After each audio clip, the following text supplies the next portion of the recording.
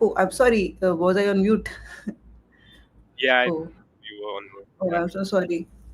Hi, everybody. I'm sorry if I was speaking on mute, but so we can start again. I think. Let me introduce Kenneth to you. Kenneth is a new member in our team who joined us on the sales side. Kenneth, you'd like to say hello to the people? Hello, everyone. So, as Sonam said, I have just recently joined the sales team for Right Research, and yeah, it's been great few months for me right now. Amazing, amazing. So happy to have you on the webinar, Kenneth. And yeah, I was on mute. I was speaking about the topic that we're going to cover, which is the earning season, right? I think the main topic that we will probably focus on this webinar is earning season, but we'll also go over the performance of the PMS, right? So how do we start? Do you think we should start with the earning season, or should we talk about the performance first? I think we can start with earnings season and then move on to the performance of PMS. I think that would be the best flow. All right, perfect. So, and everybody, if you have any questions, right, please post all your questions on the chat. Kenneth, do we also have a form where people have filled in their questions? Yeah, so we have few questions that have already been submitted, and I'll be tracking the live chat as well and getting questions from there as well. Perfect, perfect. So that's great. So we'll start by talking about the earning season. We'll talk about performance, and then we'll cover the questions that people have. Right? Right. Yeah. Amazing. Okay, so let me take you guys through the webinar. Cool. Uh, so in this webinar, see why we have chosen this topic of earning season is because that's the most important variable for picking stocks in today's market, right? What we see is that there's no excess flow of liquidity in the market. There are a lot of positives in the Indian economy, but it's not a euphoric market. You can't buy anything and everything, correct? Um, so I think you have to be very selective on the stocks that you want to invest into, and the selective stocks will have to be those stocks which are posting good earnings. And this time, earning season has been actually encouraging, right? And that's what we'll be taking you through what decides where we sort of want to invest. So we'll start by talking about how the earning season has been this far. So this is maybe I think a week old stat, but yes, I think the earning season has been quite attractive, right? If you look at I mean, it has been better than before. If you look at the number of upgrades versus downgrades, there have been more downgrades than upgrades, but this is actually better than before, right? There is no broad based optimism, like I said, but the leadership in fact is becoming narrower, right? So there will be leaders in the market, and there will be a specific set of stocks, and those stocks will be the ones that actually are posting good earnings. Uh, so so it's not about fireworks in the season, but actually about recalibration. So as you can see, the downgrades slightly exceed the upgrades, but and what that means is that the market wants proof, right? It's not running based on promises, but it's actually looking at proof coming from companies, right? So can I think back of, let's say, a year ago, right?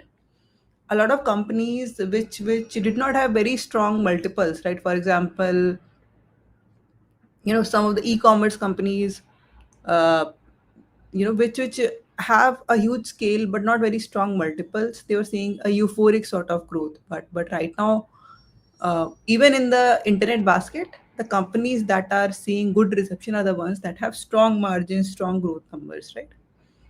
So the market wants promises. Obviously, the macro stability is supportive, but the competition is on fundamentals, right? So what you'll see very interestingly is there have been slightly more downgrades than upgrades, and more more downgrades where the margin of downgrade is higher, right? So where you've seen more than 10% downgrade, those companies are 10. and upgrades in that category are 5. And what you'll see as we go into the webinar is that those the companies that are seeing highest amount of downgrades are actually in the small cap bucket, right? Which is very interesting. So this is again a chart where what we've done is we put across uh, the ratio of upgrades to downgrades in the last almost 2-3 years, right? What you will see is that this season is looking better than the last 4 seasons, right? There are more upgrades versus the last 4 seasons, right? That ratio has improved. It's obviously not as good as let's say FY24, when you could see that the amount of upgrades versus downgrades was actually quite high. So, but yeah, we are itching up. And this, I think we look at earning season very proactively right now. And in fact, in our strategies also, right, this is a very, very important variable, right? The amount of upgrades versus downgrades tends to be a very important variable that we look at. What's very interesting in this earning season is, and Kenneth, I'm not sure if you were there on our last webinar, right? Were you? No, No, right? I wasn't. You were it, right? So Yeah, last webinar, what we did, this was around Diwali, and we right, talked a lot about this one. What is it called? Consumption, right? right, But somehow what you see is consumption stocks have not done that good in this earning season. Similarly, IT stocks have not done that good in earning season, but energy stocks, especially oil and gas, also select set of cyclical stocks are actually doing well, right? Which is an interesting insight that we're getting from this earning season, right? So which is also influencing the performance of portfolios, performance of the sectors in the economy. right. So here I have what is driving earnings movement, right? So there are a couple of intrinsic insights here, right? One is that the companies that were getting a lot of margin normalization. But what that means is that there were a lot of companies which are seeing input costs going down, right? So, for example, your FMCG, your discretionary consumption, etc., which were seeing input cost going down. Commodity prices were at a low, but commodity prices have started inching up. So there's not going to be a margin benefit due to input cost tailwinds, right? So that change we're seeing in real time in this earnings season. And second is that we were seeing a very strong growth in the rural basket, right? But we've seen a mixed results in the rural basket. If you actually look at the earnings season, there have been some downgrades also in the rural basket. On the other hand, some urban skewed. So not everything in the urban basket is doing well, but certain categories like quick service restaurants and even travel have seen positive revisions, which is interesting, right? Which is very counterintuitive to what we were expecting after the GST rate normalization. Uh, there have been certain companies which have executed quite flawlessly, especially your oil marketing companies. So you'll see if you look at Nifty Energy chart, there's been a big uptrend. Uh, Similarly, cement companies, they've seen very strong execution, and you'll see that execution has been flawless, and you've seen good numbers coming out from those baskets, right? And obviously things that are dependent on external cycles, right, those have been penalized. For example, anything coming from what do you say, for example, your IT companies, etc., have seen some impact. Now let's talk about you know uh, the other category, which is the selective nature of the leadership, right? So the leadership in the current market has become a little bit selective. Kenneth, if you'll give me a second, you can chat to the audience. I'll just come back. Somebody has come to my door. Right? Yeah, that's fine. That's fine. So I think we have one question from Supreme Rion. Supreme Iron. I have noted that question and I'll be asking that to Sonam. So just give me few minutes. just let's just get done with this presentation first, and then I'll be able to ask you a question. So just hold on. Yeah. Mm. Yeah. All right. So yeah, so I was saying that the leadership has become selective, right? What that means is that a lot of people ask you that we'll have to ignore this. But yeah, see, I think the leadership has become selective, where uh, you know not everything is doing well, but there's certain set of leaders which are doing better, right? And what are these leaders which are doing well? One is companies that have strong pricing power, right? So, for example, give me 1 second. The the people collecting the garbage are just ringing my bell. Yeah, that's okay, Sonam. We'll wait for you.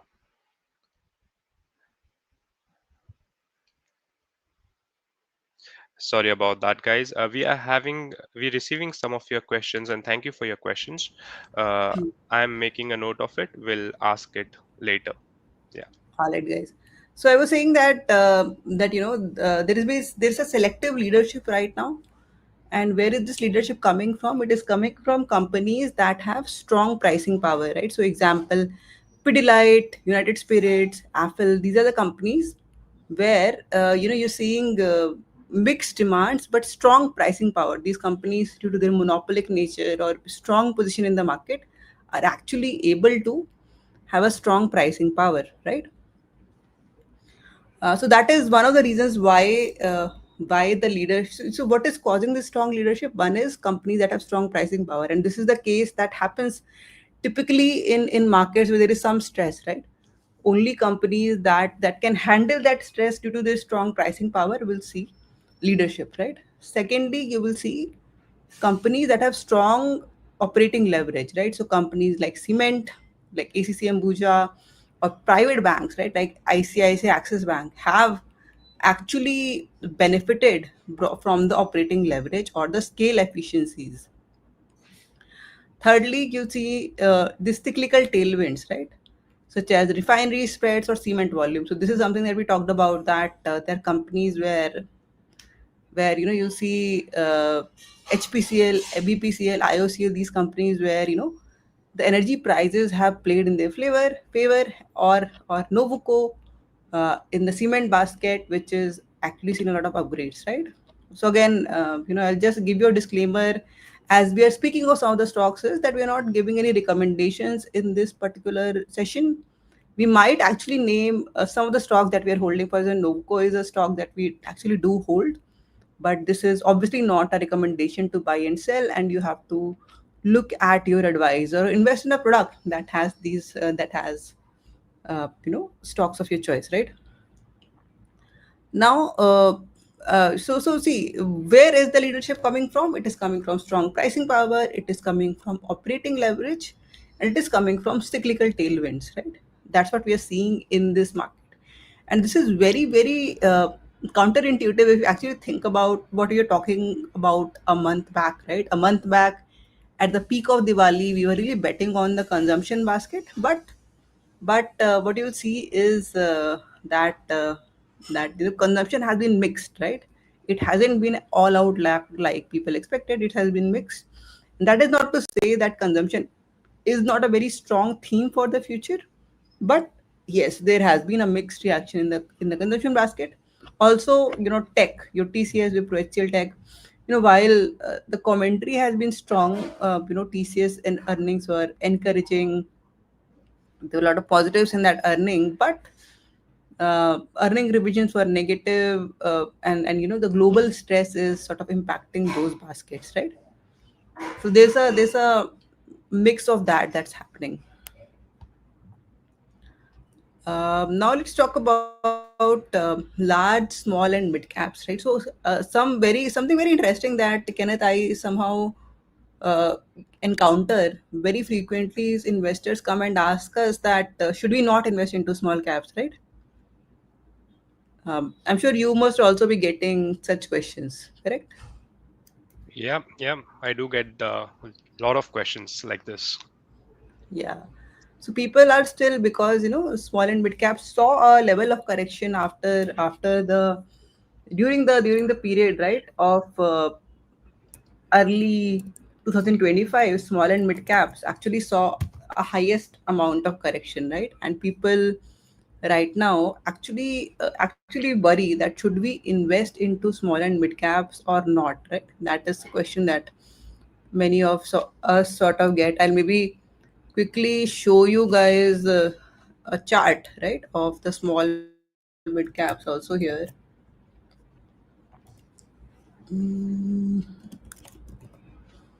Okay. So maybe just I'll quickly show you this chart where you have small, mid, and large caps. So starting from 2025, if you start from the January, what you would see is large caps have done well, followed by mid caps, and small caps seem to be lagging behind, right? But let's go from the bottom, right? Bottom of March or bottom of April. What you would see is that okay, now the recovery has been stronger in mid and small caps compared to large caps, obviously because the correction was higher, right? Still on a year basis, there's a lag that is still there. But I'll give you a flavor here is that investing in small cap, I don't think is that much of a risk that people make it out to be. I think there's excellent opportunities that are there in the small cap segment. There are actually some amazing small cap stocks that we hold.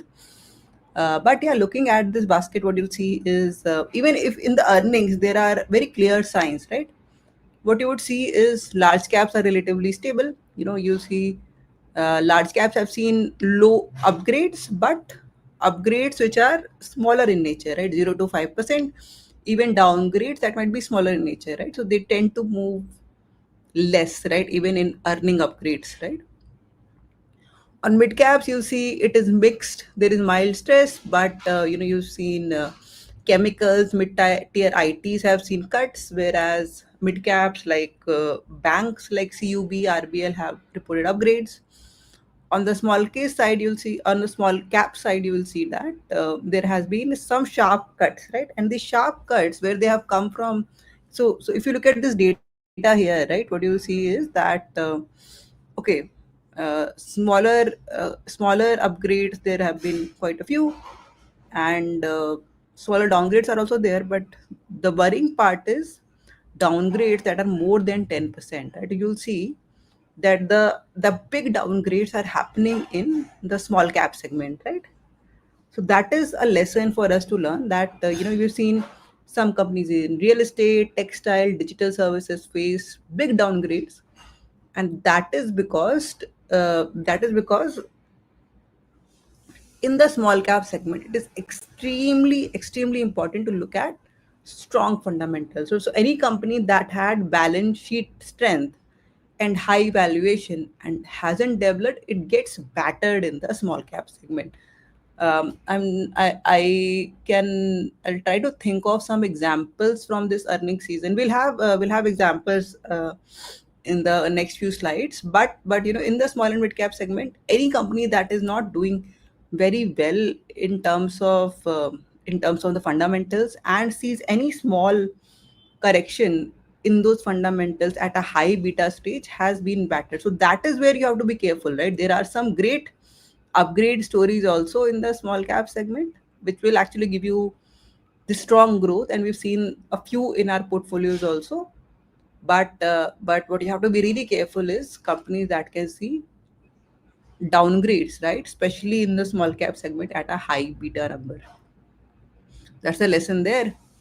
Now talking about what were the bright spots that happened in the ring landscape, right? So one big bright spot was your oil marketing companies. So HPCL, BPCL, IOCL again saw big upward revisions, right, across the universe. So that has been big upgrades, strong margins. So it's a outlier segment, and that is happening because of the margin that is available in the crude oil segment, and you're seeing a lot of movements in the commodity basket also. Secondly, your cement producers, they've seen strong demand. Abuja, ACC, one of the companies that we hold, which is your Novoco, has posted some very strong numbers.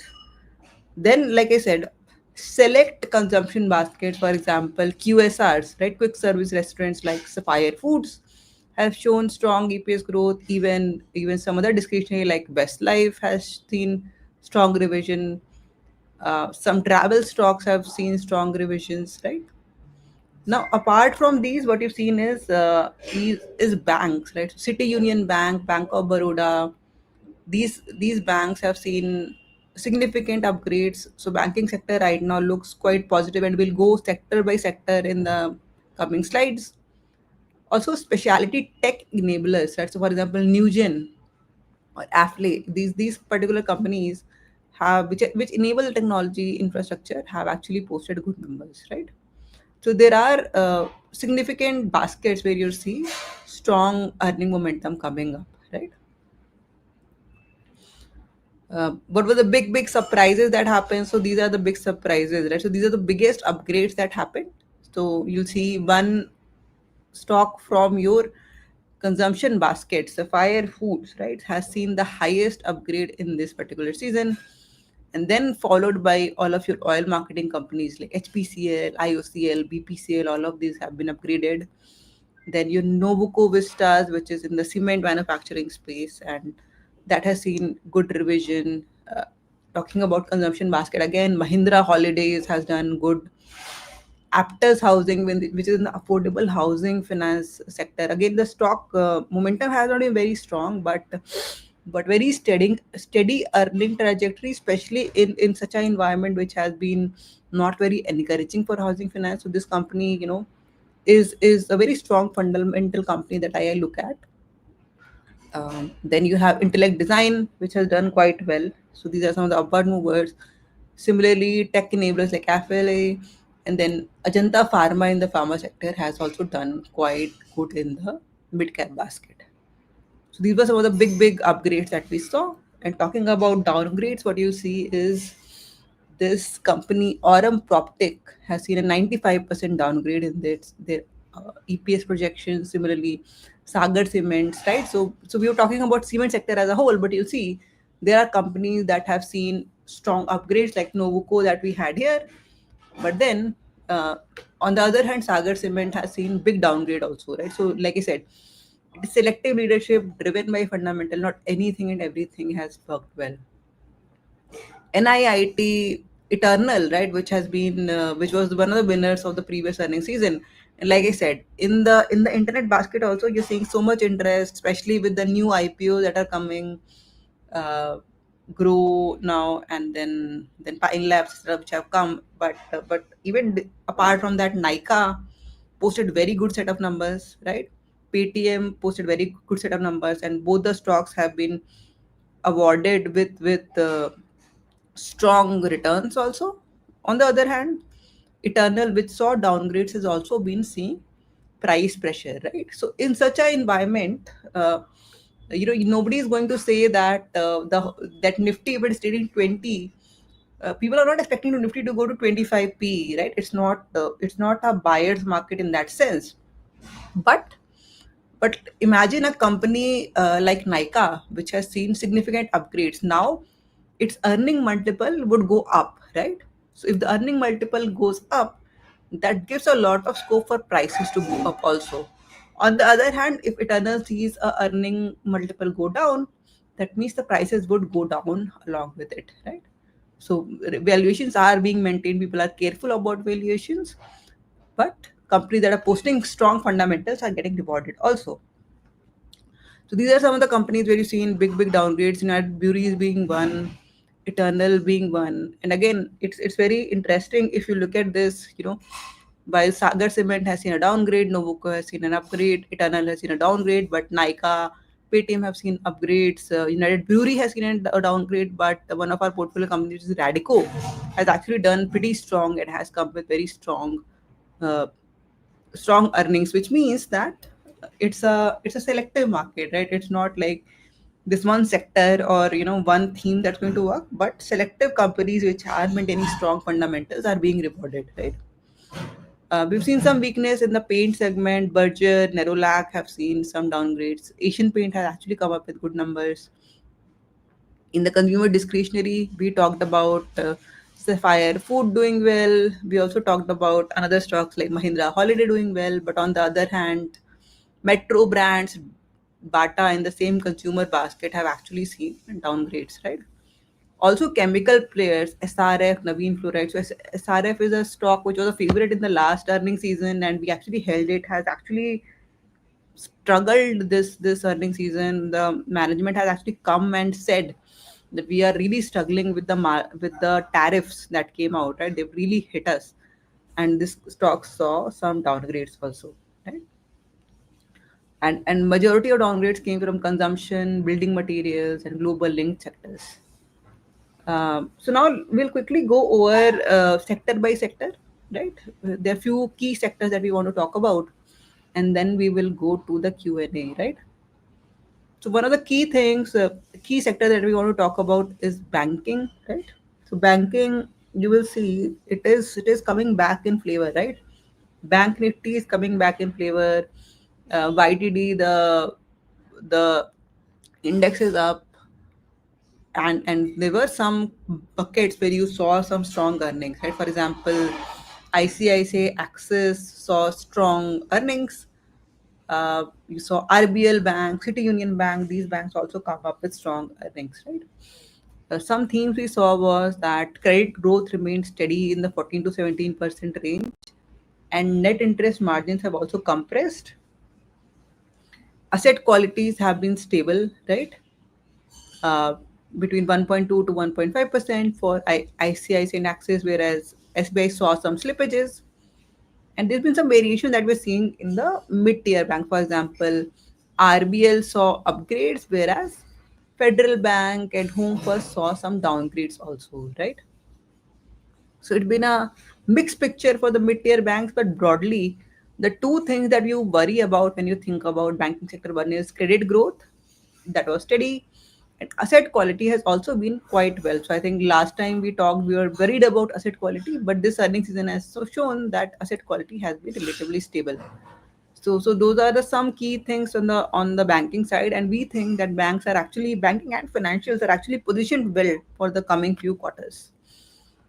Talking about technology, the picture is worse. You see there's no respite for the IT sector. This margin pressure, this muted deal cycles, large cap names like TCS, Infosys, HCL, all of them have seen downgrades. Mid tiers like L&T, Mindtree, Coforge, and Fastest have also seen downgrades. I think one mid tier IT which did exceptional was Persistent, and you'll see that in the price reaction also. There's been moderate demand coming from US and Europe, which has led to a slower ramp up in BFSI and retail. Operating margin has contracted due to wage hikes, lower utilizations, and delayed offshoring benefits. And right now, overall the sector is cautious. There is softer guidance and broad-based EPS downgrades.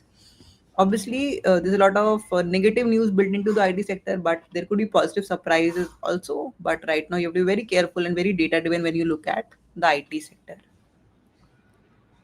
Thinking about consumer staple and discretionary, right? Again, you'll see there's been a rally, especially after the 15 August, the GST rate announcements, and again during I think the Diwali season, there was a big rally.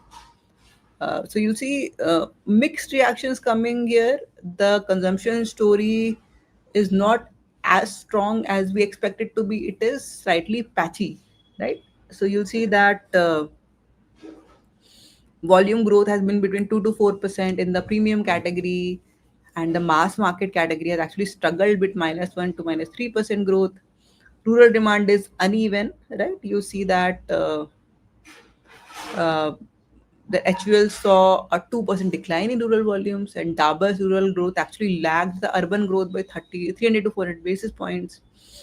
There has been competitive pressure which has been very intense. For example, in oral care, home care, there's been a lot of competition that's coming in.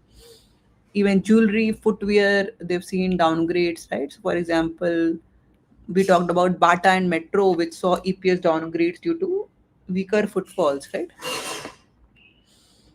Even for apparel players, you'll see ABFRL, VMart saw some downgrades, but it's not uniform, right? I would say there have been baskets. We've seen upgrades also. For example, we've seen VMart struggle, but V2 Retail, which is again a portfolio stock that we have, has done quite well in this earning season, right? And so it's been selective, but not as attractive as we were thinking that it would be, right? So, if I look at our consumption basket, which is something that we launched, right, on Smallcase, maybe I'll quickly take people over that one also because it is relatively new. Mm, so this is the newest basket that we have launched on Smallcase, right? You would see 3 months. It has been strong. It is doing better than the small cap index that we have, but it's it is. Might be there are some of our other portfolios in fact have actually done, portfolios where we have more cyclical stocks have done better than this basket. If we look at this basket, some of the best stocks that have worked really well is one is TCL, right? The stock in the coffee segment, which really surprised on the positive side, right? Similarly, Paytm, another one has done quite well, but some of the stocks that we have been betting on in this basket have also seen some muted reactions. But yeah, I think we remain confident on the consumption basket because consumption is a theme that we think will get stronger and stronger for India like before, right? Now let's talk about one thing that has been performing really strongly, which is your cement, right? So cement, I don't have an index to show you here, but I have two cement companies that I'm showing you here. One is, I think, ACC and one is Nobuco, right? So Nobuco was one of the stocks that saw the biggest upgrades this season. Uh, Sector-wise, also we've seen strong volume growth because infrastructure activity has been strong. Government has been spending before the election. Urban housing has been demand has been strong. Realizations have improved, right? And there've been some meaningful upgrades on the earning side. Mid-tier names like Nobuco, Ramco, etc. have also benefited uh, from the softer fuel cost and improved pricing. Right, so cement has been a steady outperformer, and I think the commentary that has come in, the upgrades are also looking pretty strong. Now we talked about something that has actually done pretty good in this earnings season is the oil and gas, right? So you'll see OMCs. So I have this chart of Nifty Oil and Gas. You'll see that since September, there's been a strong up move, right? So due to the strong refining spreads, favorable pricing dynamics, right, and strong refinery margins, you're seeing that these companies have a lot of tailwinds going in their favor, right? So you saw HPCL post 24% upgrade, BPCL 11%, IOCL 13%, right? And also the numbers, the margins were very strong, EBITDA was very strong. So this basket has actually done really well. And even on the auto side, the auto fuel demand and the volume recovery has been there, which makes this segment quite attractive. On the industrial manufacturing side, there has been mixed signal. For example, Polycab has done quite well in terms of earnings. So from the cable players, Polycab has actually done really well, but companies like Astral and KEI have actually shown slower growth. Right, so it's mixed in that sense. Uh, there were some manufacturing companies which actually have seen big downgrades also. For example, look at Dixon, right? Mid to single digit downgrades due to lower order flow in the consumer electronics. Similarly, your Blue Star, Voltas, PG Electroplast, all of them have seen EPS reduction because the season has not been good for them due to strong monsoons. uh, we talked about SRF and Supreme Industries in the industrial consumable sector, which have seen margin suppression and a lot of negative revisions. But there are a few capex linked stocks that are actually doing well, right? So for example, we've added a few defense names recently because of the strong order flow out there. Talking about the industrial or the cyclical bucket, right? Maybe I'll quickly try to talk about few of the holdings in that segment. We do have a mixed holding, and fortunately we did have some industrial holdings, right, which actually have worked well for us, right? So even in the auto segment, which doesn't fall exactly into the industrial, but there have been a lot of upgrades that you see. For example, Eicher Motors, Hero Motoko, Car Trade, which has been a winner, right, which has been an exceptional winner due to the earnings, plus also because of a new deal that they're signing with Car Dekho, where they're acquiring that company. You've seen some upgrades happen there. On the metal segment, I think it's been quite attractive, and it's a strong time to look at metals as well, right? Uh, so I think industrials have also shown mixed results, but a lot of positive underpinnings there also. Now let's talk about the macro underpinnings, right? On the macro side, things are very strong for India. GDP has been strong, and people actually expect upgrades on GDP, or a higher number than expected when the numbers come out. You will see robust construction sector, strong services activity. PMI has been strong, right? There's been underlying momentum out there. Inflation has moderated so much, right? I think inflation number came out at 0.25, which is exceptional, which is the lowest in decades, I think. And then your food inflation was negative, which gives the policymakers a lot of breathing room. Then you'll see capex has been strong. Government seems to be spending more, right? You'll see that there's been 20 to 30% YOY growth in government spending in roads, railways, defense, right, which is boosting companies in these sectors, and those companies have started to look attractive. So a lot of positives in the domestic front, but we are living in a global economy, and whatever happens in the global backdrop will affect India also.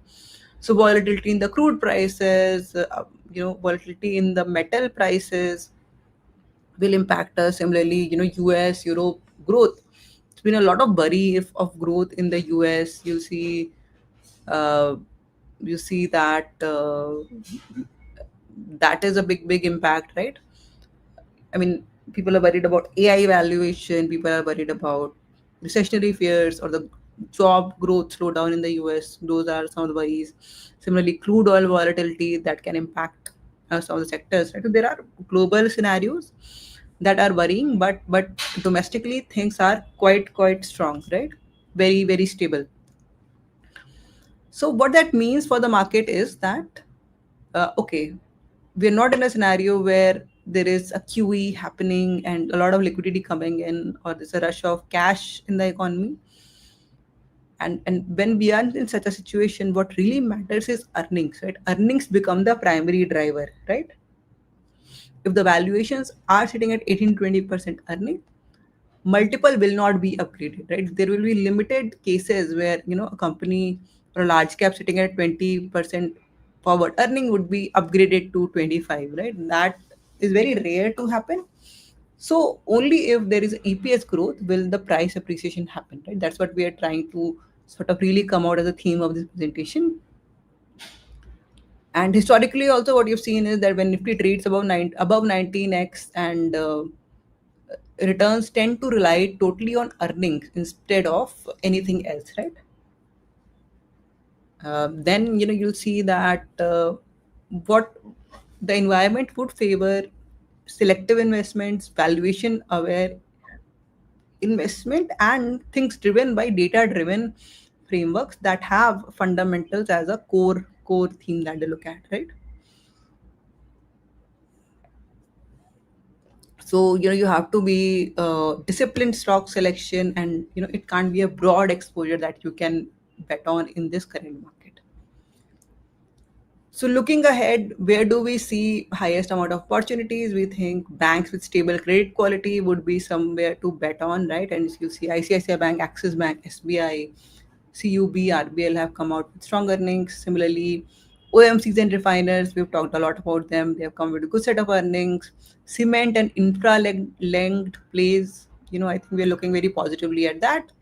And on the industrial basket also, things which are high quality in nature. For example, Polycab, L&T, those companies with strong order book growth and stable margin profiles look attractive. Where we think there should be some caution, one is your consumer goods, right? I think the recovery has been mild and patchy, like we said, so you have to be selective over there. Green shoot discretionary, for example, jewelry, footwear, you have to be careful about that. IT services, I think again, some caution has to be exercised. And one of the big areas where you have to be very cautious is smaller companies without balance sheet strength, right? So any company that is in the small cap category but does not have a strong balance sheet strength, right? So we've seen in the real estate segment, textile, chemicals, right? Companies that were small, maybe a little bit high beta, and which have not shown balance sheet strength, they have actually seen big downgrades and big price corrections. So that is where you have to be most careful of. So that is all I had to cover on the earning season. I hope it was useful. I've taken a lot of time also, but Yeah, that but was I'll great, Sonam.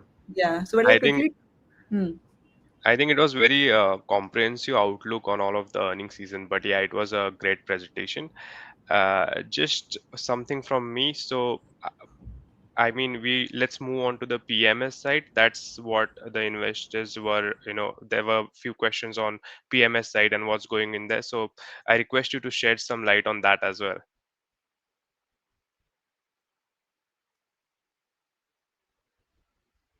Yes, perfect. So, for the PMS side, I'll maybe show guys maybe a snapshot of our PMS newsletter, right? So this is a new format that we have featured recently, and but again, the theme has been about the earnings season selective leadership and structural strength. uh, and talking about, we've covered the macros and the earning season, but I'll talk about the PMS performance, right? So last month was quite good. You look at our factor strategy here, you will see that it has done quite well. I think the factor strategy was up some 6%, right? Compared to 4% on the index, and biggest gainers, I think I shouldn't be maybe I'll just hide some of the stocks that we are showing, but I think stocks like CCL, previous specialty chemical, etc., have actually done quite well for this strategy, right? In this particular month. So you're seeing strong recovery happen, and obviously we're still lagging the index. If I look at the situation right now, 16th of November, I think the factor strategy, again, November has been strong for the strategy also, but overall, I think on the YTD scale, we're still lagging the benchmark by between 5 to 8%, right? It's not a lot, and I actually think that maybe this quarter would be the time or the end of 2026 2025 is when factor strategy finally recovers from the volatility that it has been going through, right? So I think factor strategy is doing pretty decent, and we'll see that strong recovery happen and recover. But the big worry that is there, Kenneth, that you have seen as you have come, is on the alpha strategy, right? So alpha strategy again posted strong numbers, right? I think it was the best performer strategy for us in this month. You would see that the strategy posted close to 7% returns. So one of the best performers for us in this in the month of October. Even November has been steady for it. You would see that there's been slightly higher volatility for this strategy since April compared to factor strategy, because it is smaller set of stocks, right? It's not done very adversely, but it has been more volatile in nature. And I think, see, what you have to understand, and what some of our investors have to understand about our alpha PMS strategy is uh, that most of the stress that came out for the strategy happened in the beginning of the year. So January was bad. It is a 10 stock high momentum strategy. It got hit in January.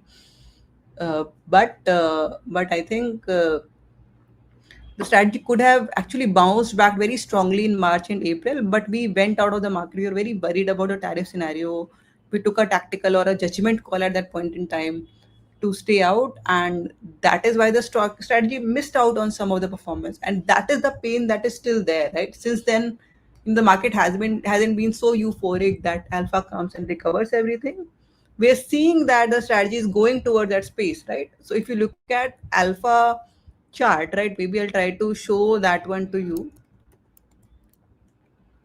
on the fact sheet that we have, right? You'll see that okay, the strategy is going through. One second.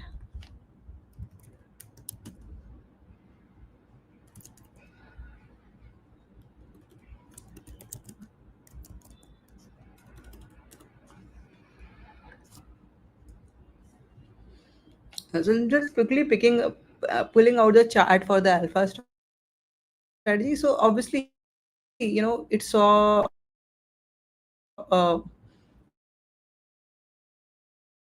couple of these big most of the stress that has come for this strategy has actually come here, right here in this period, January, February, March, and April, where we were not able to recover. We saw a big correction and then we were not able to recover because we went out of the market.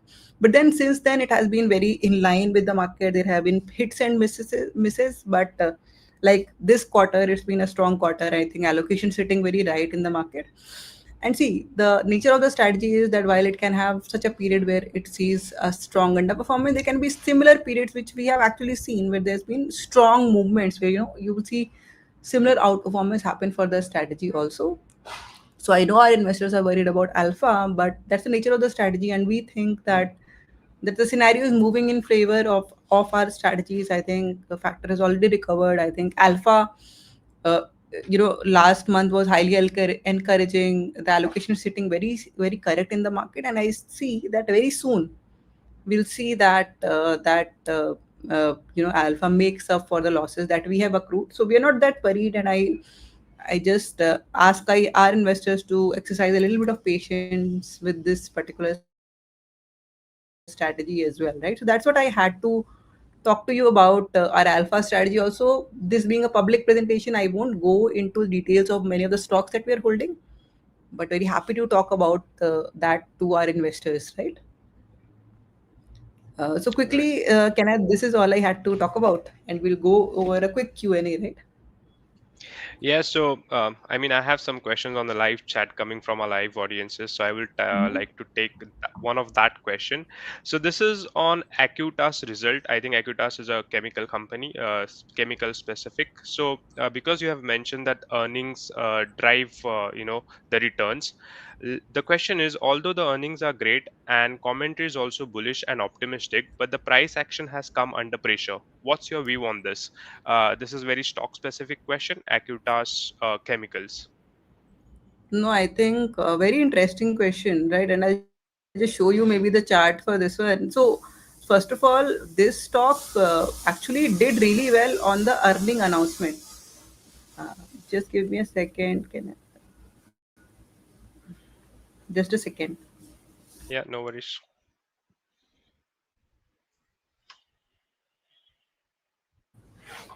Yeah. So I'll just maybe quickly show you the chart for Acutas, right? Yeah. So see, obviously, you're seeing some price pressure in the last week, right? But this rally that happened, this happened after the earning announcement here, right? So I think this is actually the best sort of earning that we saw, right? So Acutas, which was previously Amy Organic, this we've been holding, I am sure, since the early 2025, right? So we've seen this whole rally. We've just stuck with this one, and this is the big rally we saw, right? So close to, uh, I think, 20% rally right after the earnings. After that, obviously, this stock has seen some sort of profit booking or stuff like that. But I think it's a very strong stock in the chemical, especially for pharmaceutical, right? Inorganic manufacture for the pharma sector, and I think it's a good pick. So yeah, I think Acuitas, I'm not that worried about this one, right? I think it's a strong holding that we have, and it has actually been rewarded by the earnings that happened, right? Yeah, thank you, Sonam. Just one more question. It's coming from our live audiences. It says, "How do you see car trade future prospects?" So, It's very interesting. I think, yeah. So car trade, maybe I'll just show you the chart for this. So again, this is one of the stock that we hold that has seen significant jump after, and it's been exceptional, right? This company also we've been holding for a very long time. I think since 2025, right? So we've almost seen the stock almost double, right? And you would see uh, so I think this stock, very interestingly, has a love-hate relationship with one of our brokers, which is JM Financial, right? So JM Financial, I think they posted. I think the stock did extremely well after this one. GST announcements, growth in consumption. This whole story, the stock is sitting very right, right? Used car seller, car trade, used car seller, right? One of the most popular ones. Seen a strong rally, and then I think. Here is when JM Financial came out with a report that it is overpriced and the stock saw some almost 10-15% correction on a particular day.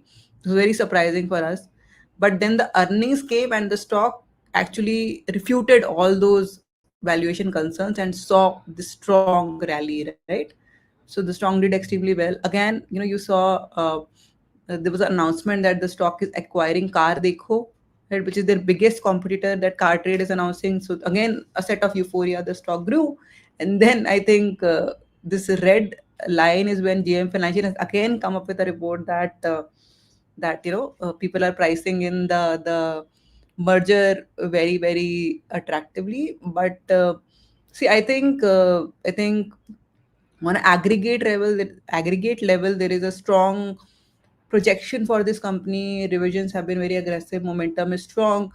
The space that this company is, which is used car selling, is a very uh, strong sector in the consumption basket. In the auto basket, I think we have a lot of holdings in the auto basket. We're actually buying. So I'm not that worried about this particular stock, and I think the price sort of speaks for itself, right? the next question comes from Vishal. He wants to have an outlook on alpha prime momentum model in small Mhm. cases. So the question is, do you think the small case can recover in next few months?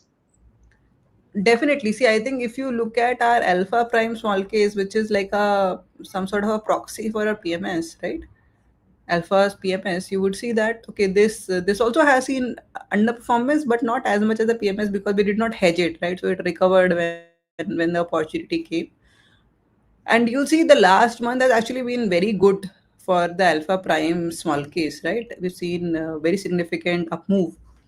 uh, so yeah, I think this is in a slightly better position in our alpha PMS, and I'm like, if you look at, let's say, 1 year, it is still underperforming by a small margin, but obviously stronger because we did not hedge it around here. And you'll see the up move has been strong, and we expect that to be stronger. I think our allocation is sitting right, so maybe this quarter we could see this particular small case make up for it, and also our alpha PMS should also do that soon enough, right? Yeah, we are quite convinced. I think the last month has been very encouraging, and I think that speaks to strength of our models, Kenneth. Right? Sometimes the narrative can be different, right? For example, the narrative was in favor of consumption very aggressively, right? In the last month, with the earning, with the festive season, with everything Correct. that was happening around Diwali and all, consumption narrative was strong, but our model still had these industrials, these cyclicals as part of the portfolio. They were consumption stocks, but the models came up with the allocation where we had a mix of industrials and this ones these consumption stocks, and that has worked really well for both our PMS as well as small cases, right? So I think that is that speaks about the strength of our models, and that's what we really rely on. And we think that I think I've mentioned that in our presentations before that we expect our models to outperform the benchmark 60 to 70% of the times, right? So if there have been a few months where you've seen underperformance, the outperformance will come very soon, and we are extremely confident about it.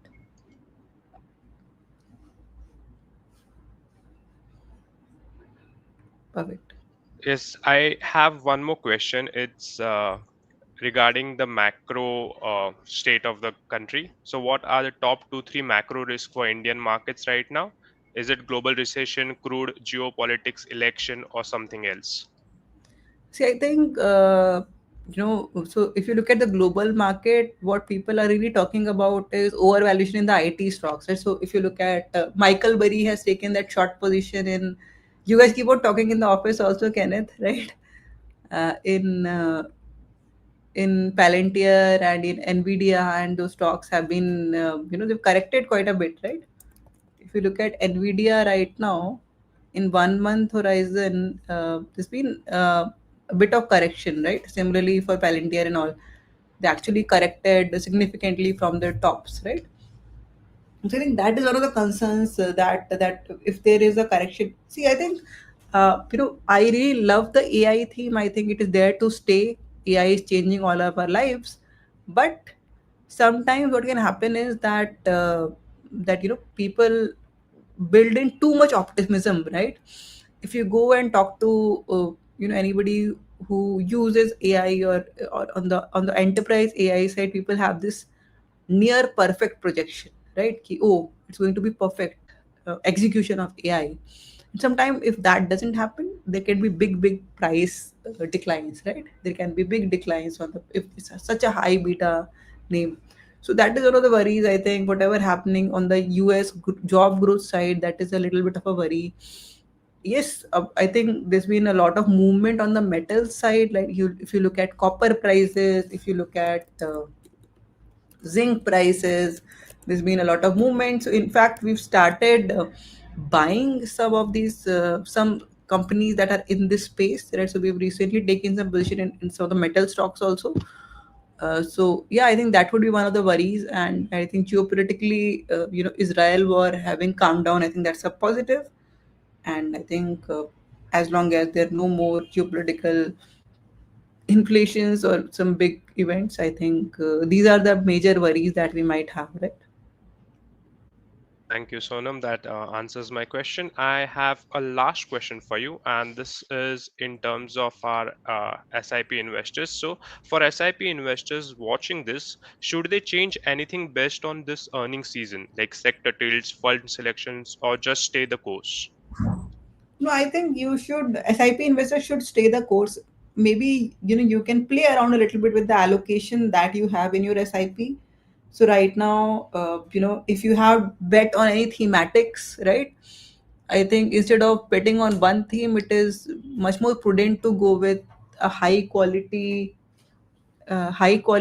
uh, high quality small case, right, which you have conviction of, for example, like our momentum or our alpha prime small case, or a high quality mid cap or flexi cap fund, right? That is where you should take your bets. On the other hand, maybe stay safe of some very aggressive themes, right? So I would not say go all in on the defense theme right now because it can be volatile. Similarly, consumption theme, it can be mixed, right? Like we said, long term strong projections, but right now it can be mixed. But please stay the course. I think that is also one of the big themes, and stay with the funds and fund managers that you trust to make the right judgment, right? All right, Sonam, thanks for that. I think that ends my list of questions, and we don't have any questions coming on the live audiences as well. So, I mean, we can. I think we should like we can close this now. Perfect. I think, Kenneth, I think, how was your experience, your first live stream? I mean, it was great. It was great. Very informative, to be honest. Very informative, and I think I'll take few positive things from this session. And yeah, so thank you that for that. Amazing. And I think it's a good introduction for you and with the audience also. Our clients, Right, a lot of clients watch these webinars, right? So they'll all right. know you next time they talk to you. Yeah. All right. Amazing. So thank you, everybody. I think, again, thanks a lot for coming on a Sunday. And we hope this was useful for you. Thank you. Thank you, everyone. Thanks a lot, guys. Bye bye. Bye.